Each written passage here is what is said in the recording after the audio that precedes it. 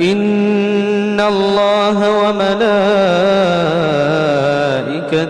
يصلون على النبي يا أيها الذين آمنوا صلوا عليه وسلموا تسليما.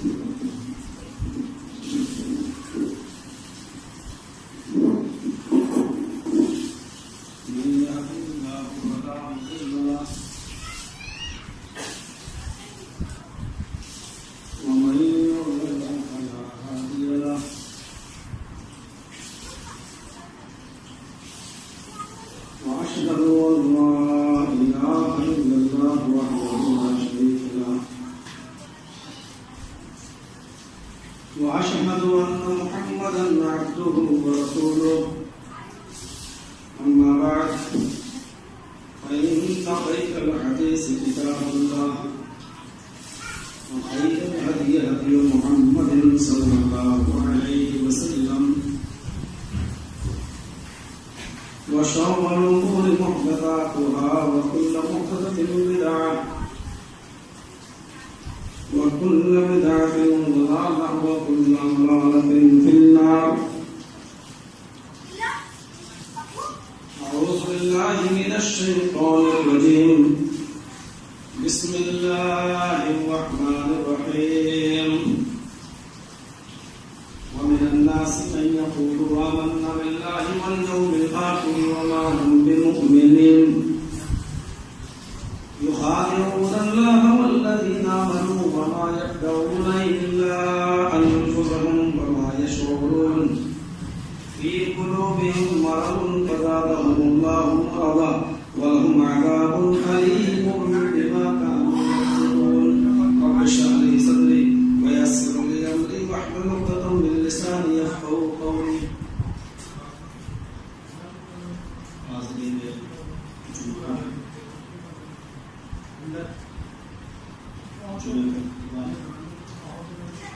بہت ہی مختصر ہوتا ہے اور ہونا بھی چاہیے. نبی اکرم صلی اللہ علیہ وسلم کی حدیث یہی ہے بلکہ بہت ہی واضح لفظوں میں نبی اکرم نے فرمایا کہ عقل مند اور دانشمند انسان وہ ہے جو جمعہ کا خطبہ مختصر لوگوں کی ضرورتوں کو سامنے رکھتے ہیں. اس مختصر سے خطبے میں کچھ جامع اور کافی بلیغ باتیں ہمارے رات کے سامنے آنی چاہیے تاکہ جمعہ کا خطبے کا جو مقصد ہے وہ حاصل ہو. میں نے قرآن کریم کی سورہ بقرہ کے دوسرے رکوع سے چلائے تھے. ان آیات کے اندر اللہ تبارک و تعالیٰ نے انسانوں کی ایک بہت ہی خطرناک اور ڈینجر قسم کا ذکر کیا جس سے ہمیشہ سے اسلام کو نقصان پہنچا. انسانیت کو ہم 3 پارٹس میں ڈیوائڈ کر سکتے ہیں, 3 قسموں میں ہم تقسیم کر سکتے ہیں. انسانیت کی پہلی قسم اس کا تعلق پہلے ایمان سے ہے اور انسانیت کی دوسری قسم کا ذکر یا اس کا جو تعلق ہے وہ اہل کفر سے ہے اور انسانیت کی جو تیسری قسم ہے جو بہت خطرناک ہے اور اسی کے تعلق سے مجھے چند باتیں آپ کے سامنے رکھنی ہیں. وہ اہل نفاق سے. اہل ایمان واضح ہے یہ مومن ہے, کافر بھی واضح ہے کہ یہ کافر ہے. ہمیں کافر سے اتنا خطرہ نہیں ہے جتنا منافقوں سے.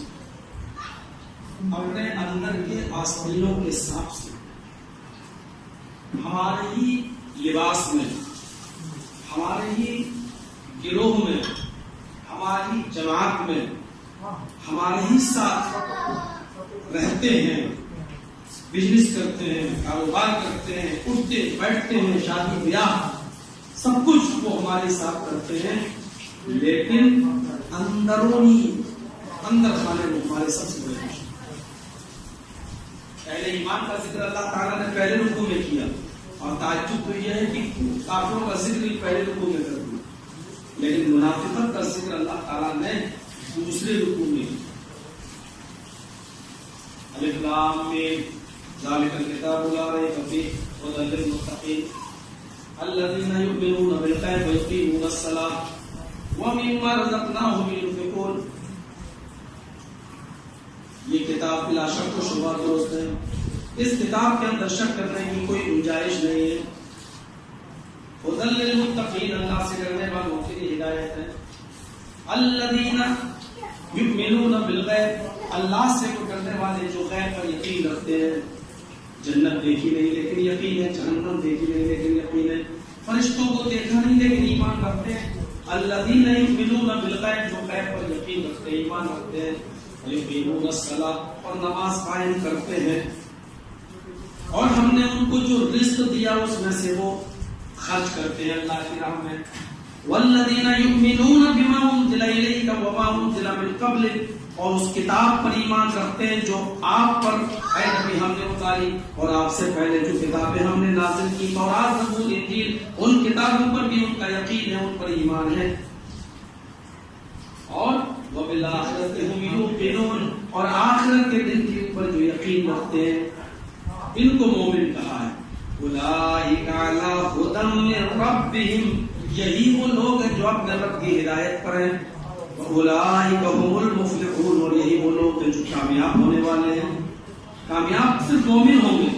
قد افلح المؤمنون، مومن کامیاب ہو چکے ہیں، انہی کو مومن کہا گیا ہے، اور یہی لوگ کامیاب ہیں۔ ابھی پہلا رکوع ختم نہیں ہوا، مومنوں کا ذکر اللہ نے کر لیا، اور دوسری قسم کا ذکر کر رہا۔ ان الذین کفروا سواء علیہم انذرتهم ام لم تنذرهم، جن لوگوں نے کفر کیا، اے میرے نبی، اے میرے حبیب، سواء علیہم انذرتهم ام لم تنذرهم، آپ ان کو سمجھائیں یا نہ سمجھائیں، آپ کا برابر ہے ان کو سمجھانا اور نہ سمجھانا۔ لا یؤمنون، وہ ایمان لانے والے نہیں ہیں۔ ان الذین کفروا سواء علیہم انذرتهم ام لم تنذرهم، آپ ان کو سمجھائیں یا نہ سمجھائیں وہ مانیں گے نہیں۔ کیوں نہیں؟ ختم اللہ علی قلوبہم، اللہ نے ان کے دلوں پر مہر لگا دی ہے۔ وعلی سمعہم، ان کے کانوں پر بھی مہر لگا دی ہے، نہ حق بات کو سن سکتے ہیں نہ سمجھ سکتے ہیں۔ وعلی ابصارہم غشاوہ، اور ان کی آنکھوں کے سامنے پردہ ڈال دیا ہے۔ جب حقیقت پر پردہ پڑا ہو تو حقیقت ان کو سمجھ میں نہیں آتی کہ سچائی کیا ہے۔ وَلَهُمْ عَذَابٌ عَظِيمٌ، اور ان کے لیے ہم نے بہت بڑا عذاب تیار کر رکھا ہے۔ ان کافروں کے لیے اللہ نے کہا، مومنوں کے لیے کہا یہ اپنے رب کی ہدایت کرو، یہ کامیاب ہونے والے ہیں، کہا جنت میں جانے والے، اور کافروں کے لیے صاف طور پر کیا کہہ دیا کہ یہ مہر لگا دی ہے ان کے دلوں پر، ان کے کانوں پر، ان کی آنکھوں کے سامنے پردہ پڑا ہوا ہے، اور ان کے لیے بہت بڑا عذاب ہے۔ مومنوں کے لیے جنت، کافروں کے لیے عذاب عظیم۔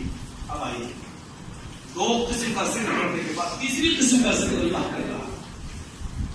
وَمِنَ النَّاسِ مَن يَقُولُ آمَنَّا بِاللَّهِ وَبِالْيَوْمِ الْآخِرِ وَمَا هُمْ بِمُؤْمِنِينَ، کچھ لوگ تمہیں ایسے بھی ملیں گے، وَمِنَ النَّاسِ مِن تَبْعِیَّہ کی گرامر کے لحاظ سے، وَمِنَ النَّاسِ مَن يَقُولُ، کچھ لوگ تمہیں ایسے بھی ملیں گے جو اپنی زبان سے کہیں گے آمنا باللہ، ہم تو اللہ پر ایمان لائے، وبالیوم الآخر، اور قیامت کے دن پر ایمان رکھتے ہیں، ہم تو اللہ کو، نبی کو، قرآن کو، فرشتوں کو، جنت کو، جہنم کو، آخرت کو، سب کو مانتے ہیں۔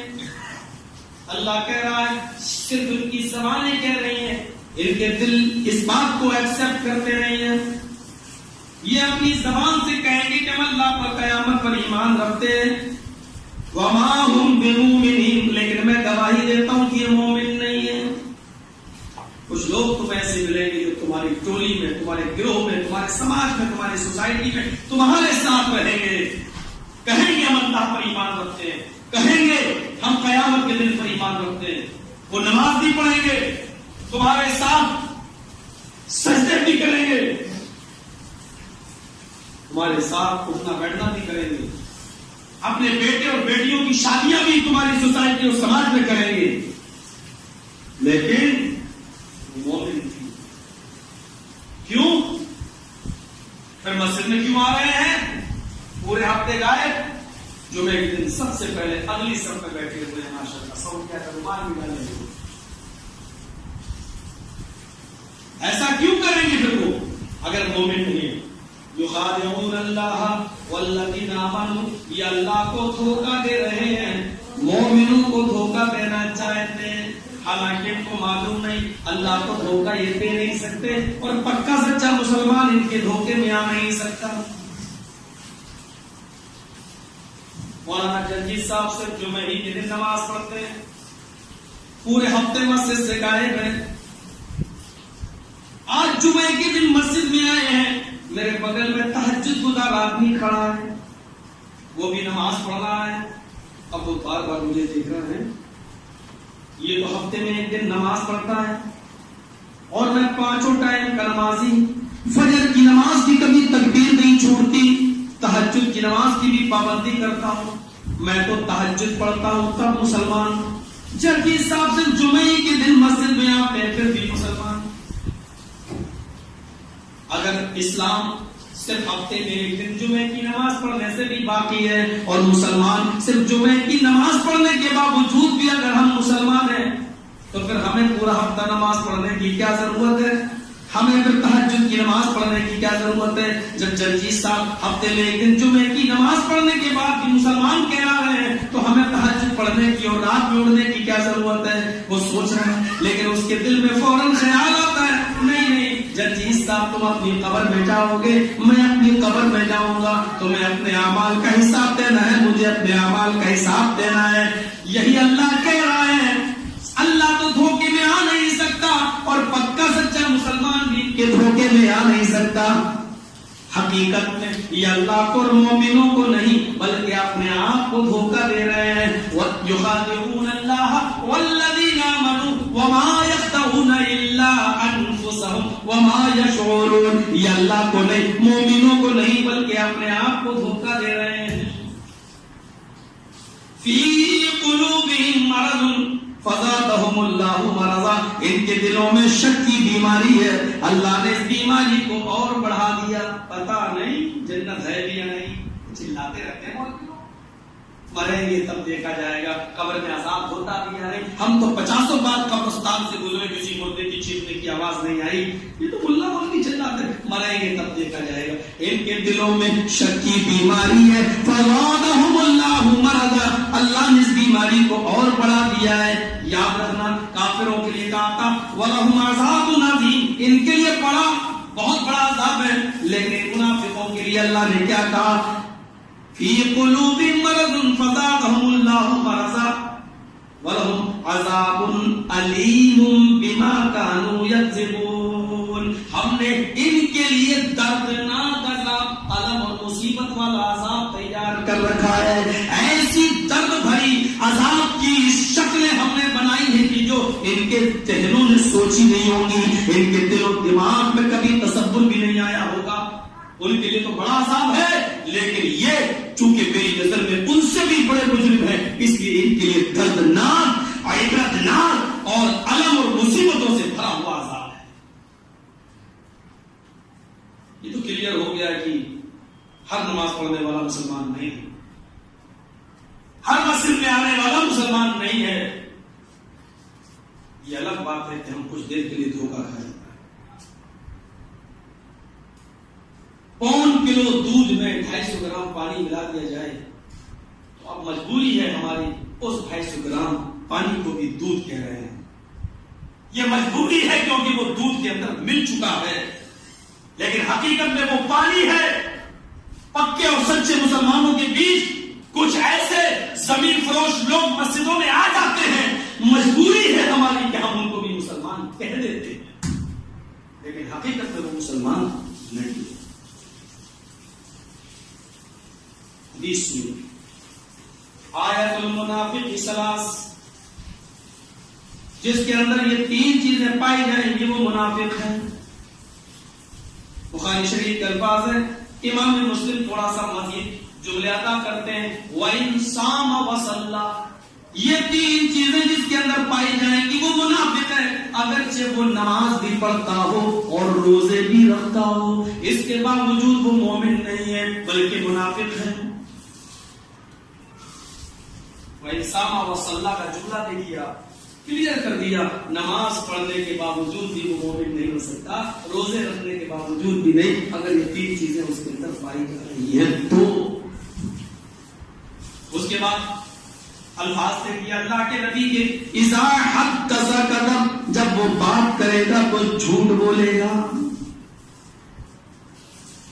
جھوٹ بولنے والا شخص چاہے کتنی نماز پڑھتا رہے اور چاہے کتنے روزے رکھتا رہے، نماز اور روزے رکھنے اور پڑھنے کے باوجود وہ منافق۔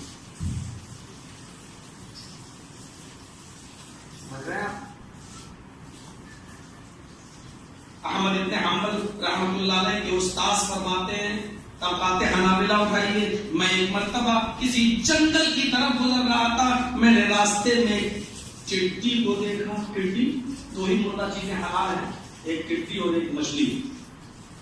اب وہ چٹی میں نے بھی نہیں دیکھی ہے، بس پڑھی ہے جسوں کی کتابوں میں، ہمارے بزرگ لوگ جانتے ہوں گے، کبھی کبھی کھیتوں میں جب آتی ہے پورا پورا کھیت برباد کر دیتی ہے وہ چٹی، وہ حلال ہے، مردہ بھی چٹی حلال ہے۔ تو وہ چٹی پڑی ہوئی ہے زمین پر، اور ایک چیونٹی اس چٹی کے ٹکڑے کے اوپر چڑھی ہوئی ہے، اور اس چٹی کے ٹکڑے کو اٹھا کر لے جانا چاہتی ہے تاکہ ہم اس کو کئی دن تک کھائیں گے، لیکن چھوٹی سی چیونٹی اس چٹی کے ٹکڑے کو اٹھانے سے مجبور ہے، نہیں اٹھا پا رہی ہے۔ احمد ابن حنبل کے استاذ کہتے میں نے دیکھا چیونٹی نے اس چٹی کے ٹکڑے کو چھوڑا، اپنے سوراخ میں گئی اور بہت سی چیونٹیوں کو لے کر آئی، ساری چیونٹیاں اس کے پیچھے پیچھے چلی جا رہی ہیں۔ جیسے ہی وہ چیونٹیوں کو لے کر آئی اور اسی جگہ پر آئی جہاں چٹی پڑی ہوئی ہے، میں نے اس چیونٹی کے آنے سے پہلے اس چٹی کے ٹکڑے کو اٹھا لیا کہ دیکھیں اب یہ کیا کرتی ہے۔ وہ چیونٹی تلاش کرتی رہی، ساری چیونٹیاں اسی ارد گرد گھومتی رہی، لیکن چٹی کا ٹکڑا جب نہیں ملا تو ساری چیونٹیاں واپس چلی گئی، لیکن پہلی والی چیونٹی اپنی جگہ پر رہی۔ اس کو امید تھی کہ نہیں، میں نے تو یہاں دیکھا تھا وہ چٹی کا ٹکڑا، پھر کہاں چلا گیا؟ ساری چیونٹیاں واپس ہو گئی، لیکن پہلی چیونٹی اپنی جگہ پر رہی۔ میں نے اس کے سامنے چٹی کا ٹکڑا پھر رکھ دیا، وہ پھر اٹھانے کی کوشش کرنے لگی، لیکن کمزوری کی وجہ سے جب نہ اٹھا سکی تو پھر گئی اور بہت سی چیونٹیوں کو لے کر آئی، اس کے آنے سے پہلے میں نے پھر اٹھا لیا۔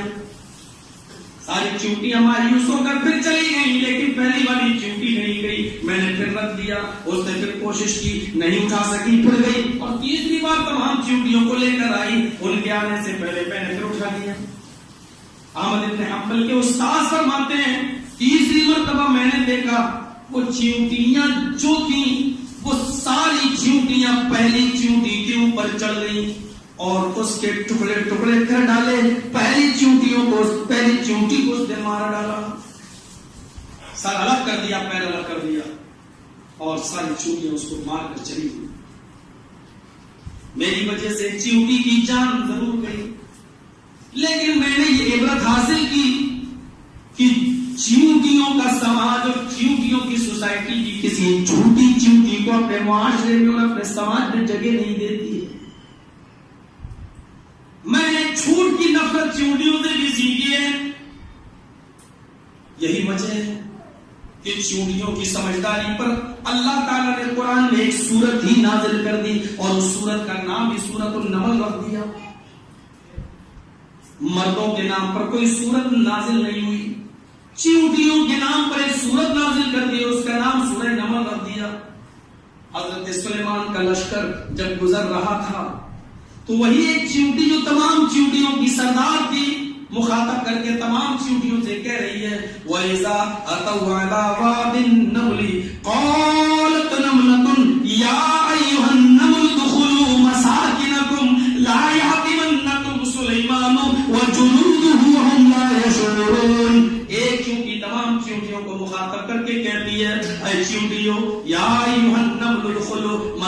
اے چیونٹیوں اپنے اپنے بلوں میں چلی جاؤ، اے چیونٹیوں اپنے اپنے مکانوں میں، اپنے اپنے سوراخوں میں چلی جاؤ. لا یحطمنکم سلیمان وجنودہ، کہیں سلیمان اور اس کا لشکر تمہیں اپنے پیروں سے کچل نہ ڈالے، اپنے پیروں سے روند نہ ڈالے، اس کو پتا بھی نہ ہو کہ تم یہاں موجود ہو اور گھوڑے آئے اور اپنے پیروں سے تمہیں روند ڈالیں. لا یحطمنکم سلیمان وجنودہ ہم لا یشعرون، کہیں سلیمان اور اس کا لاؤ لشکر تمہیں اپنے پیروں سے بے علمی میں لا علمی میں تمہیں کچل نہ ڈالے. اس ایک چیونٹی کی بات تمام چیونٹیوں نے مان لی اور وہ اپنے بلوں میں اپنے سوراخوں میں چلی گئی اور جان سے محفوظ ہو گئی. یہ چیونٹیوں کی عقل مندی بتائی اور یہ بتایا کہ لوگوں دیکھو ایک چیونٹی جو سردار ہے، امیر ہے اپنی تمام چیونٹیوں کی، اس کی بات جب ساری چیونٹیاں مان رہی ہیں تو تم اپنے سماج و سوسائٹی کے اندر اپنی امیر کی اطاعت کیوں نہیں کر سکتے ہو؟ اس کی فرما برداری کیوں نہیں کر سکتے ہو؟ اس کے پیچھے تم کیوں نہیں چل سکتے ہو جب تک وہ کتاب و سنت کی تعلیم تمہیں دے رہا ہے؟ چیونٹیوں سے برت حاصل جھوٹ چیونٹیوں کے معاشرے اور سماج میں بھی ہو رہا ہے. میں جانتا ہوں جنہیں کا خطبہ بہت پسند ہے، لیکن مجھے یہ دو چیزیں اور بتانا ہے. اذا حدث کذب، جب بات کرتا ہے تو جھوٹ بولتا ہے، چاہے کتنی نماز پڑھے، چاہے کتنے روزے رکھے، وہ منافق ہے. 1/3 منافق ہو گیا، 1/3. دوسرا کام کرے گا تو 2/3 2/3 منافق ہو جائے. وہ کیا ہے؟ اذا حدث کذب واذا وعد اخلف، جب وہ وعدہ کرتا ہے تو وعدہ خلافی کرتا ہے. وعدہ خلافی کرنے والا چاہے کتنی نماز پڑھے، چاہے کتنے روزے رکھے، وعدہ خلافی کرنے والا بھی اپنے ایمان پر قائم نہیں رہتا. وَإِنْ صَامَ فَصَلَّى، چاہے وہ کتنے روزے رکھے، کتنی نماز. بنیاد دیکھیے، وہ نمازی بنانا چاہتا ہے، روزے دار بنانا چاہتا ہے، لیکن ساتھ میں ایسی تزکیہ نفس کرتا ہے کہ جو شخص بندوں کے معاملے میں بندوں سے جھوٹ بول سکتا ہے وہ اللہ سے جھوٹ بول رہے ہو. جو شخص بندوں سے وعدہ خلافی کر سکتا ہے وہ اللہ سے وعدہ خلافی کیوں نہیں کر سکتا؟ اس لیے پہلے بندوں کے معاملات میں آپس میں یہ طریقہ سیکھو، پھر اللہ کے دربار میں آؤ. یاد رکھنا، اگر جھوٹ بولتے رہے، ہمارے بندوں سے تم وعدہ خلافی کرتے رہے تو تمہاری نماز اور تمہاری روزوں کی مجھے کوئی پرواہ نہیں ہے. میں بھوکا نہیں ہوں تمہاری بات. وعدہ خلافی کتنا بڑا جرم ہے. دلچسپ واقعہ سناتا ہوں. حضرت عمر فاروق کے زمانے میں ایک شاطر بدماش پکڑا گیا. نام ہے اس کا ہرمزان. نام ہے اس کا ہرمزان. گرفتار کر کے لایا گیا. کئی مسلمان صحابہ کا قاتل، دیکھتے ہی اس کو قتل کر دینے کا آرڈر، دیکھتے ہی اس کو پکڑ لانے کا آرڈر. اور جمعے کا دن کچھ نہیں، جس دن پکڑا جائے اسی دن اس کے قتل کرنے کا حکم نافذ کر دیا. تو عمر فاروق رضی اللہ تعالیٰ عنہ نے بھیس بدل کرایا، لیکن پکڑا گیا. کچھ اور مسلمان صحابہ کے قتل کے ارادے سے آئے لیکن پکڑا گیا. لوگوں نے کہا امیر المومنین کو پکڑ لیا گیا. فرمایا میرا حکم منسوخ ہو گیا، ابھی اس ہرمزان سے ذرا میری ملاقات ہو جانے دو، اس سے پہلے تم اس کو قتل مت کرنا. حضرت عمر فاروق نے جمعے کا دن منتخب کر دیا. جمعے کے دن جمعے کی نماز کے بعد ہرمزان کی گردن اڑا دی جائے گی. جمعے کا خطبہ ہو گیا، نماز ہو گئی. جمعے کے دن ہرمزان کو میدان مقتل میں لایا گیا. سارے صحابہ کی بھیڑ ہے، آج اس قتل کو دیکھنا چاہتی ہے، اس شاطر بدماش کے قتل کو دیکھنا چاہتی ہے. بھیڑ لگی ہوئی ہے.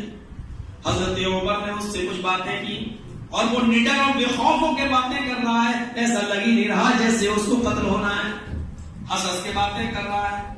حضرت عمر فاروق نے کہا اس کے پیچھے سے ہاتھ باندھ دو، گھڑنے کے بل بٹھا دو. جلاد سے کہا تلوار لے لو. جلاد نے ہاتھ میں تلوار لے لی. ہرمزان کے پاس امیر المومنین آ کر بیٹھ گئے.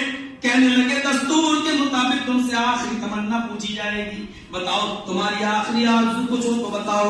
باپ سے ملنا چاہتے ہو، ماں سے ملنا چاہتے ہو، بیوی سے ملنا چاہتے ہو، بیٹے بیٹیوں سے ملنا چاہتے ہو، کچھ کھانا پینا چاہتے ہو تو بتاؤ تمہاری آخری آرزو کیا ہے. اس نے کہا عمر تلوار جلاد نے ٹان لی ہے، میرے بغل میں کھڑا ہے، اور اس موقع پر تم مجھ سے میری آخری تمنا پوچھ رہا ہے۔ جلاد کو حکم دے وہ میری گردن پہ تلوار چلا دے، کیونکہ تیرے اندر میری آخری تمنا پوری کرنے کی ہمت نہیں ہے۔ ہلکار رہا ہے۔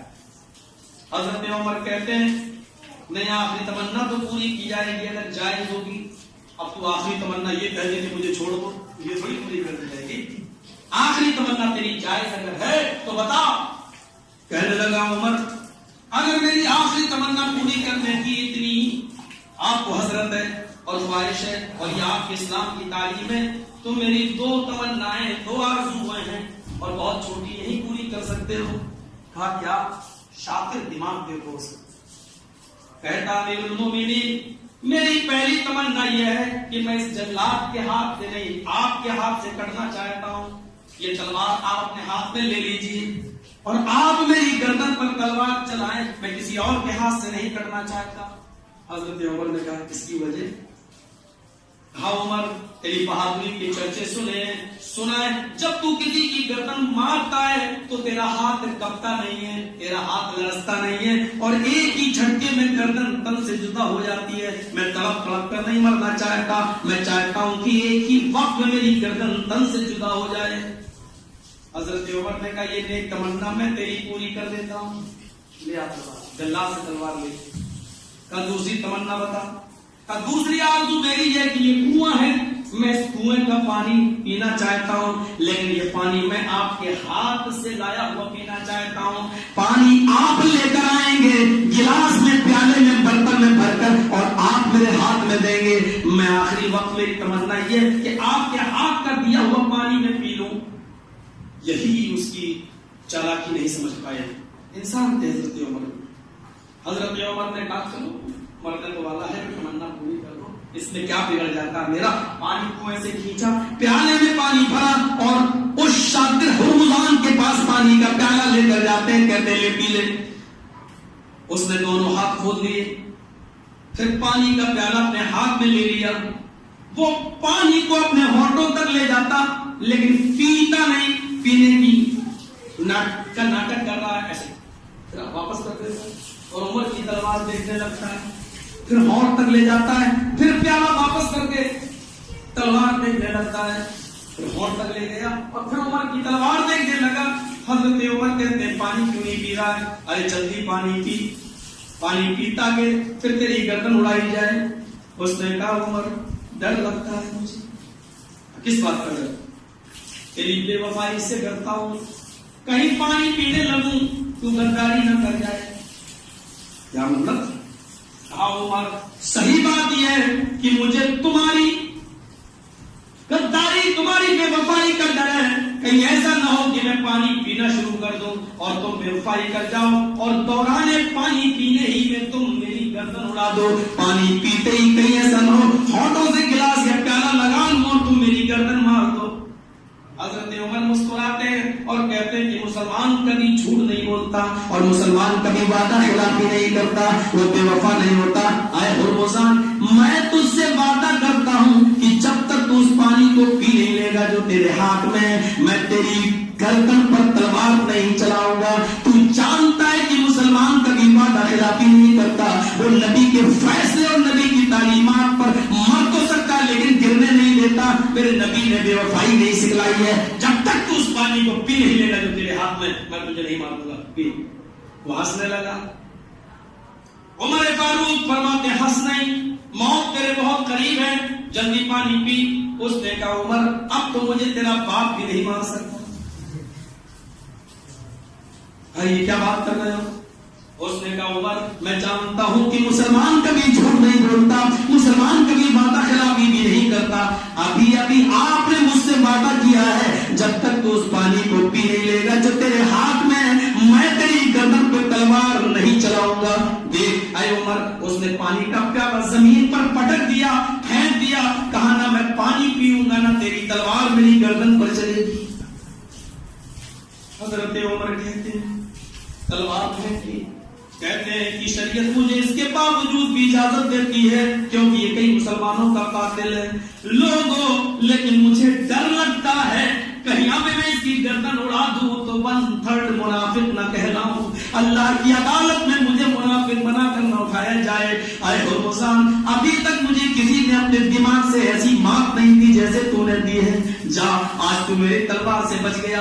اے لوگوں جانے دو اسے, چھوڑ دو اسے. عمر کو 1/3 منافقت کا ڈر نہ ہوتا تو میں اس کی گردن اڑا دیتا. لیکن کل کہیں اللہ کے دربار میں یہ میرا گریبان نہ پکڑ لے اور یہ نہ کہے کہ اس نے میرے ساتھ بات خلافی کے لیے منافق.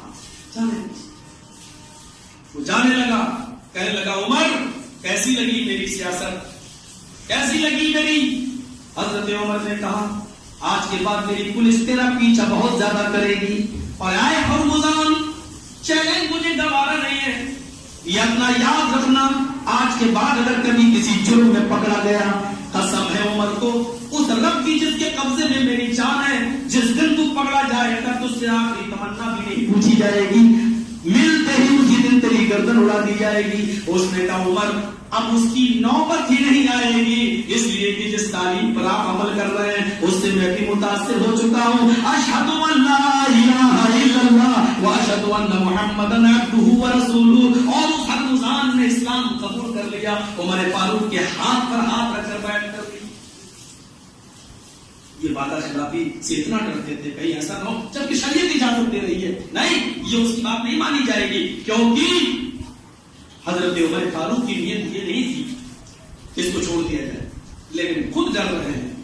عبداللہ ابن عمر رضی اللہ تعالیٰ عنہ کے انتقال کا وقت ہے, ان کے انتقال کا وقت ہے, اس دنیا سے رخصت ہونے والے ہیں. کہتے فلاں نوجوان کو بلا کر لاؤ, فلاں نوجوان کو بلا کر لاؤ. لوگوں نے کہا آپ کیوں اس نوجوان کو بلوا رہے ہیں, وہ تو بہت دور کا رہنے والا ہے, اس کو یہاں تک لائیں گے, کہیں ایسا نہ ہو کہ اس کے بیچ آپ پہلے اس دنیا سے رخصت نہ ہو جائیں. موت کا کوئی بھروسہ نہیں ہے, آپ کی طبیعت بہت خراب ہے, بہت ناساز ہے, اور ایسے موقع پر آپ اس کو بلا رہے ہیں. اس کو لانے میں, وہاں تک جانے میں, اس کو لے کر آنے میں کئی دن لگ جائیں گے. حضرت عبداللہ ابن عمر کہتے ہیں لوگوں سن لو, اس نوجوان سے میں نے وعدہ کیا تھا جب میری بیٹی بالغ ہو جائے گی تو میں اپنی بیٹی کا نکاح تمہارے ساتھ کر دوں گا.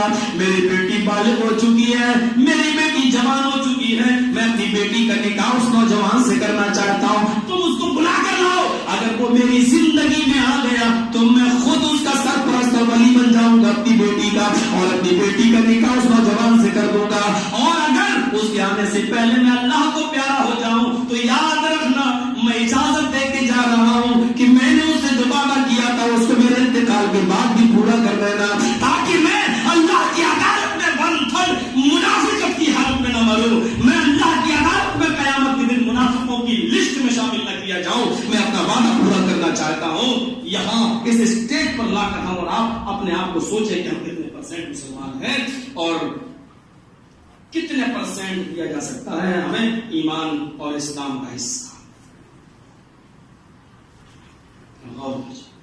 اذا حدث کذب اذا وعد اخلف واذا اؤتمن خان. اور جب امانت رکھی جاتی ہے اس کے پاس تو امانت میں خیانت کر جاتا ہے. یہ بھی منافق ہے. یہ آخری چیز بتا کر میں اپنی بات کو ختم کروں گا جو میرا خطبہ مختصر ہوتا ہے. کیا جب امانت رکھی جائے تو خیانت کر جائے. امانت کی بہت لمبی ایک لسٹ ہے, میں نہیں بتا سکتا اس جمعے کی خطبے میں, بس اتنا بتا دوں کہ مشورہ بھی ایک امانت ہوتا ہے. مشورہ بھی ایک امانت ہوتا ہے. اگر آپ سے کوئی مشورہ لے رہا ہے تو آپ کا دشمن ہی کیوں نہ ہو, اس کو صحیح صحیح مشورہ دینا چاہیے. حضرت عبداللہ ابن جعفر رضی اللہ تعالیٰ عنہ حضرت علی کے پاس آئے اور ان سے کہا کہ آئے علی, میری بیٹی خوبصورت بھی اور جوان بھی ہے, اور میری بیٹی سے یہ 3 لوگ رشتہ کرنا چاہتے ہیں. 3 لوگ, ایک آپ کا بیٹا حسن, آپ کا دوسرا بیٹا حسین, اور ایک تیسرا بیٹا جس کا نام عبداللہ ہے, وہ بھی میری بیٹی سے نکاح کرنا چاہتا ہے. مجھے مشورہ دیجیے ان تینوں میں سے میں اپنی بیٹی کا رشتہ کس کے ساتھ کروں. حضرت علی نے کہا حسین بہت خوشامد پسند ہے, اگر تمہاری بیٹی حسین کو مل جاتی ہے اور وہ اتنی خوشامد اگر نہیں کر سکی تو پھر وہ چھوڑ دیتا ہے.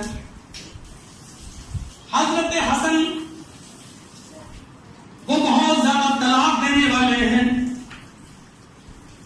لہذا میرا مشورہ یہ ہے کہ تم اپنی بیٹی کا نکاح حضرت عبداللہ سے کر دو. میری نظر میں وہ بہت نیک اور شریف لڑکا ہے. یہ باپ گھر جاتا ہے، حسن اور حسین کو واپس کر دیتا ہے اور عبداللہ سے کہتا ہے جاؤ تم اپنے نکاح کی تیاری کرو، میں اپنی بیٹی کا نکاح تمہارے ساتھ کرنے کے لیے تیار ہوں. حسن اور حسین نے کہا میرے اندر کیا برائی ہے؟ فرمایا تمہارے باپ نے مشورے میں تمہارا نام پیش نہیں کیا. جب یہ لوگ گھر آتے ہیں کہتے ہیں ابو کیا برائی ہے؟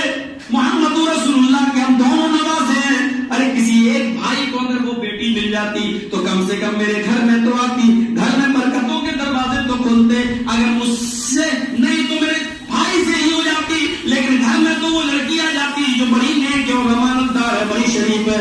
فرمایا میرے بیٹو اگر وہ باپ یہ کہتا اس لڑکی کا میں حسن یا حسین سے کرنا چاہتا ہوں تو میں ضرور مشورہ دیتا، لیکن اس نے مشورہ یہ مانگا کہ ان تینوں میں سے کون زیادہ مناسب ہے. آئے میرے بیٹو تمہیں معلوم ہے کہ تمہارے نانا محمد رسول اللہ نے فرمایا المستشار مؤتمن، مشورہ دینے والے کو بڑا امانت دار ہونا چاہیے. اس لیے میں نے اس امانت دارانہ مشورہ دے دیا جو صحیح تھا. تمہارے اندر جو کمی تھی وہ میں نے بتا دی، حسن میں جو کمی تھی وہ میں نے بتا دی، عبداللہ کی جو خوبی تھی وہ میں نے بتا دی. اے میرے بیٹو میں تمہارا دشمن نہیں ہوں، لیکن مشورہ دینے والے کو امانت دار ہونا چاہیے، اس لیے میں نے امانت داری سے مشورہ دے دیا. حجاج ابن یوسف السقفی کے بارے میں سارے طبیبوں اور حکیموں نے مشورہ کیا، بیٹھ کر میٹنگ کی.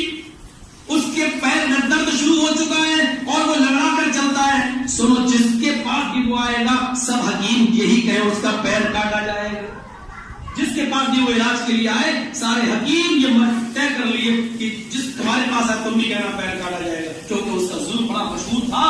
تو سب حکیموں نے یہی کہا کہ جس کے پاس جائے گا یہ کہا جائے گا کہ تمہارا پیر کاٹا جائے گا.